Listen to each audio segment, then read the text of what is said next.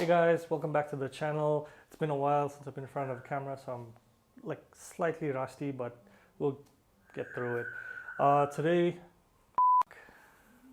Anyway, we recently attended the launch of the Gas Babes Cartel car group, and we sat down with some of the ladies and we asked them about the experiences within the car community as well as about their cars. I hope you guys really enjoy this video. Please share, like, and subscribe. Oh, and please in the comments below, tell us what your favorite car is. I hope you guys enjoy. My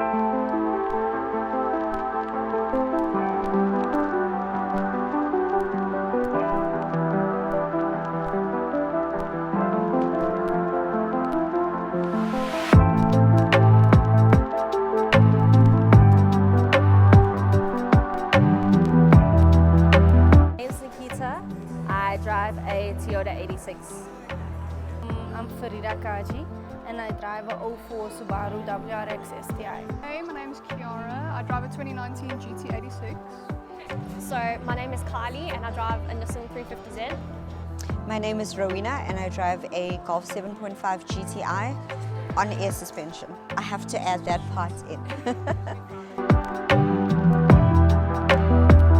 So I actually saw it and I like the look of it.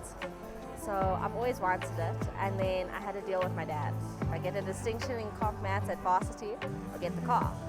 So I got the distinction, I got the car. It's only a few years later when I started actually taking it on skid pan and driving it properly that I actually learned to love how the car goes around corners and drifts. Always been my dream car, and my father is like a BMW fanatic. And he never ever wanted to get me a Subaru, so he always told me, you're gonna get a 135, you're gonna get a 135, you're gonna get a 1 Series or something. Like, no, I'll wait until you change your mind. And finally, when I turned 16, he changed his mind, drove through to, I think it was Boksburg, saw the car and brought it home.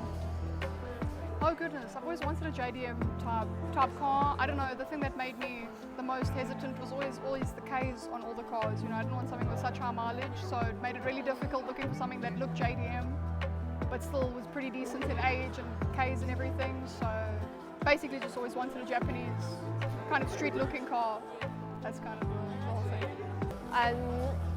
When I was 16, I sat passenger in one and I just said one day I'll own one of these cars, and I just made it happen. I've always had GTRs. This is actually my fourth or fifth one. It's just a car that I enjoy. I feel like we fit each other, we suit each other, so yeah. I think it's from the time I was young. My dad's been into cars, I've always been into cars. It's just been I think it's just been passed down. My whole family has been car fanatics, so I've been driving since I was 8. Yeah, it's been in the family. It just, you know, you just get used to it. I don't know, I think quite a lot of my childhood I grew up with my dad. He had a 2000s model WRX STI, so it was probably just him, you know, spending all my time with him. Basically, you're not too many people, to be honest. So. I grew up in the industry, so my dad is a petrol head, so I've just been exposed to that like my whole life, so kind of started there. I've always loved cars since I was a little girl, and you know, one of those untold stories that a lot of people don't know about me, I grew up in a very financially challenged home, and it was always just a goal to be successful and not just have my dream car as a wallpaper, but to actually drive it. So I motivated myself to achieve my own dream. Distinction in maths, I'll get the car. So I got it, I think, for my 20th birthday. And when I got it, I was ecstatic. I loved it. So initially I wanted the Blobai, so a model older than mine, and we couldn't find, well, my father didn't really like it, and we couldn't find one in a great condition. So the next best thing was the 04 model, the Blobai.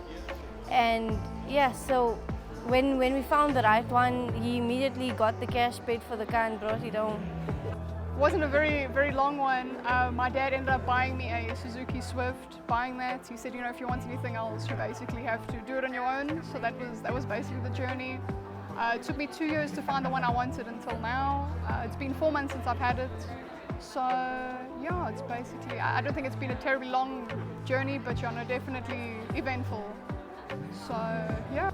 My first car was an A3, and then I ended up getting a 2J Corolla, and then I ended up getting the Z, and then I ended up buying a different Corolla with the 1J, and then I ended up selling that one, and now I've got the SX and the Z, so that's kind of, yeah. Also, I've got attachment issues with the Z. I don't really want to get rid of it. It's my child. It's been a long road. My first car was a 2007 Ford Fiesta ST. I still remember my repayment was 1,400 Rand a month, and I earned a grand total of 3,000 Rand a month. So it was very difficult. It's been a long road, but you know, it's been one of those journeys where you learn, you get experience, you learn how to budget better, you learn how to make more matured choices, and here I am today, yeah. I was so happy.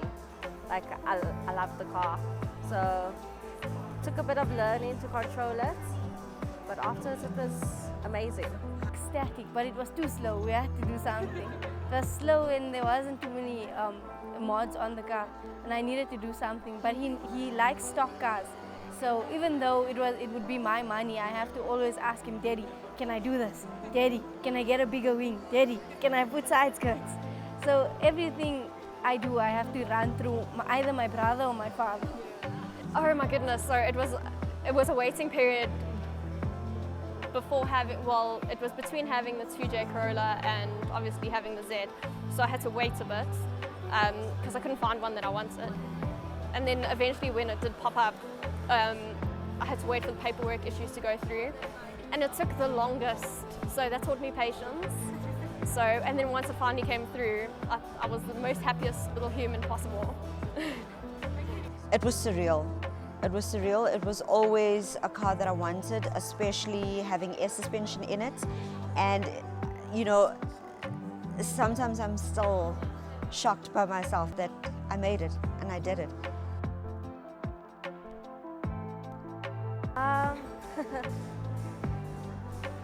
It's difficult to say. Like, I've been in some car clubs that it's more about competition. So that's my biggest thing. It's not about competition. It's more about encouraging everybody else, supporting everybody else, more being a family. Yo, the no revving thing. Everywhere you go, no revving. So then what must I do? I can't keep quiet. Like, I need to rev. Oh, I'm trying to think of the pet peeves here. I don't know, I think people who maybe show up and you know, I think just showing up, wanting to show that they have the most expensive car, I suppose. I think that's the biggest one for me. That's the only real one I've really seen. I haven't experienced it too much though. But yeah, at the end of the day, I think we're all just here, you know, just to show everyone what we like and what we like doing. So I don't think really the price tag matters too much. So I think that's really the only pet peeve I generally have. You know, is people just trying to show off maybe a bit too much, I don't know, but yeah, it's each to their own. I mean, if that's what they enjoy doing, then that's also perfectly fine, I suppose. A lot of men tend to underestimate my knowledge and my experience and my abilities. So I often find guys, you know, actually talking down to me. And I always get a lot of opinions and recommendations that I didn't necessarily ask for. So that is one of my pet peeves, but I've also learned to deal with it as well. And I also understand that when people do, you know, try to give me this advice, this unasked for advice, it also comes out of good intentions as well. So most of the time I smile and wave, and yeah, you just got to take the good with the bad. My dream car is actually an Audi R8. Always been. So that's my dream car. And not even the facelift. I like the older one. So that's what I want. yeah, this is my dream car. I probably won't get anything after this. I would, I don't know, it seems to change every now and then. I've always wanted a Honda S2000, but ever since I've got this car, I've been solidly happy. Don't think I would sell it for anything. If someone had to give me another car, I'd probably sell it and buy the same car. So I think I've made a solid choice. I would say at the moment it definitely is the dream. So it definitely is the dream at the moment. So yeah, that may change, but we'll see. I don't think I'll ever, your first car is always quite, quite symbolic and sentimental. So I think it'll always be quite up there for me. But yeah, that's basically it. Yeah. I don't have a dream car because there's too many. I kind of want a stable. So at the moment, I'm just trying to get my SX on point because I don't want to drive it at the moment. It's at the Panel Vita, trying to make it look somewhat decent. I believe I'm driving my dream car at the moment. But then I said that about my Golf 7 GTI, I said that about my Golf 6 GTI as well.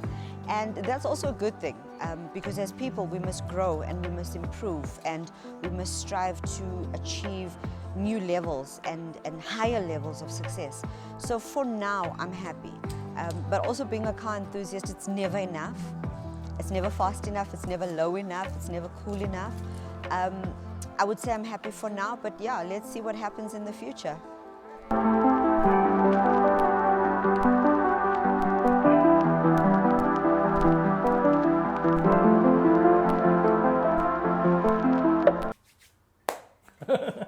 Okay. Hey guys. The f is this? Yeah. I like that photo. We didn't even shoot. Hi. Anyway, we recently attended the Gas Babes Car Cartel. Oh, I finally got the name of it. Yeah. No, isn't it just cartel?